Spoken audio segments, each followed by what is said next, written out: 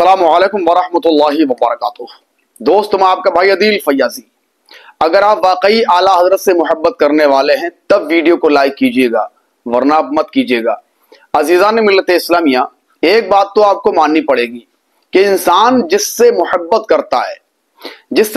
करता है उसकी खामियां भी खूबियां नजर आती हैं, और जिससे जरा सी वो नफरत करता है ना तो उसकी खूबियां भी खामियां नजर आने लगती हैं। अब आप इसी को देख लें कि वक्फ कानून को लेकर जमात रज़ाए मुस्तफ़ा और शहजादे ताजुश्शरिया काज़ील क़ुज़ात फ़िल हिंद हज़रत अल्लामा मुफ्ती मोहम्मद असद रज़ा खान क़ादरी मद्दज़िलहुल आली ने जो अपना कदम उठाया है उसकी सराहना, उसकी तारीफ पूरे हिंदुस्तान के अंदर हो रही है। लेकिन ये चीजें अभी भी कुछ हासिदीन को हजम नहीं हो रही हैं। लाख जलते रहें दुश्मनाने रजा, कम न होंगे कभी मदह ख्वाने रजा, कह रहे हैं यही आशिकाने रजा, मसलके आला हजरत सलामत रहे।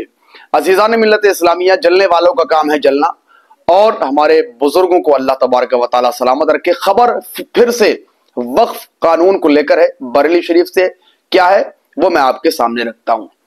खबर यह है कि विश्व प्रसिद्ध दरगाह आला हजरत और दरगाह ताजुश्शरिया अहले सुन्नत व जमाअत और सूफीज्म का मुख्य केंद्र है, और जमात रज़ाए मुस्तफ़ा दरगाह आला हजरत और दरगाह ताजुश्शरिया का 107 साल पुराना एक प्रमुख संगठन है। जमात रज़ाए मुस्तफ़ा द्वारा की संवैधानिक वैधता को चुनौती देने वाली जनहित याचिका पर बुधवार को यानी 16 अप्रैल 2025 को भारत के सर्वोच्च न्यायालय में सुनवाई हुई। मुख्य न्यायाधीश जीव खन्ना, न्यायमूर्ति संजय कुमार और न्यायमूर्ति केवी विश्वनाथन की खंडपीठ ने इस कानून के 3 प्रमुख पहलुओं पर गंभीर चिंता व्यक्त की जो मुस्लिम समुदाय के धार्मिक और संपत्ति अधिकारों पर प्रतिकूल प्रभाव डाल सकते हैं, जिनमें वक्फ संपत्तियों का पंजीकरण। कोर्ट ने सवाल उठाया कि 13वीं और 14वीं शताब्दी की मस्जिदों जैसे प्राचीन वक्फ संपत्तियों जिनके पास पंजीकरण या सेल डीड जैसे दस्तावेज नहीं है, उनको नए कानून के तहत कैसे पंजीकृत किया जाएगा। कोर्ट ने इस बात पर चिंता जताई कि वक्फ बाय यूजर की अवधारणा को समाप्त करने से ऐतिहासिक और धार्मिक महत्व की संपत्तियों की स्थिति पर गंभीर संकट उत्पन्न हो सकता है। इसके अलावा कोर्ट ने इस प्रावधान पर सवाल उठाया कि वक्फ बोर्ड में गैर मुस्लिम सदस्यों को शामिल करना संविधान के अनुच्छेद 26 का उल्लंघन करता है, जो धार्मिक समुदायों को अपने धार्मिक मामलों के प्रतिबंधन की स्वतंत्रता प्रदान करता है। कोर्ट ने केंद्र से सवाल पूछा, क्या वो हिंदू धार्मिक ट्रस्टों में मुस्लिम सदस्यों की नियुक्ति की अनुमति देने को तैयार है।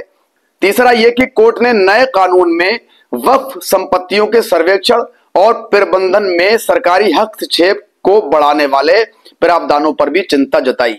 ये प्रावधान संविधान के अनुच्छेद 14 समानता का अधिकार, 25 धार्मिक स्वतंत्रता और 26 धार्मिक मामलों के प्रबंधन का अधिकार का उल्लंघन हो सकता है। जमात रज़ाए मुस्तफ़ा के राष्ट्रीय उपाध्यक्ष सलमान हसन खान साहब, जो शहजादे ताजुश्शरिया के दामाद हैं, यानी सलमान मियां ने इस सुनवाई को एक महत्वपूर्ण कदम बताया। सुप्रीम कोर्ट ने केंद्र सरकार से इस मामले में जवाब मांगा है, लेकिन कानून के लागू होने पर तत्काल रोक लगाने से इनकार किया है। जमात रज़ाए मुस्तफ़ा इस मामले में अपनी कानूनी लड़ाई को और मजबूती से आगे बढ़ाने के लिए प्रतिबद्ध है और मुस्लिम समुदाय से एकजुट होकर इस कानून के खिलाफ आवाज उठाने की अपील करती है। इस मौके पर कोर कमेटी के पदाधिकारी मुख्य रूप से डॉक्टर मेहदी हसन, हाफिज इकराम रजा, इरफानुल हक मौजूद रहे। तो अजीज़ान मिल्लत इस्लामिया, ये जमात रज़ाए मुस्तफ़ा का एक बहुत बड़ा कदम है और शहजादा सरकार ताजुश्शरिया का एक बहुत बड़ा कदम है कि अपनी बात सुप्रीम कोर्ट में रखी गई, अल्हम्दुलिल्लाह। और वैसे भी बहुत सारे लोगों ने, जो मुस्लिम कुछ नेता हैं उन्होंने, और भी बहुत सारे तंजीमें हैं, उन लोगों ने अपनी अपनी बात कोर्ट में रखी है, अपनी अर्जी दाखिल की है कि भाई ये तमाम चीजें जो हो रही हैं वो मुसलमानों के हक में नहीं बल्कि मुसलमानों की हक तलफी के लिए हो रही हैं। तो अभी भी ये चीजें कुछ लोगों को हजम नहीं हो रही हैं। खैर, अल्लाह तबारक व तआला उन लोगों को अक्ल सलीम अता फरमाए और अल्लाह पाक हमारे बुजुर्गों को सलामत रखे। मिलता हूं किसी अच्छी वीडियो में, तब तक के लिए अपना ख्याल रखें। अस्सलामु अलैकुम वरहमतुल्लाहि वबरकातुहू।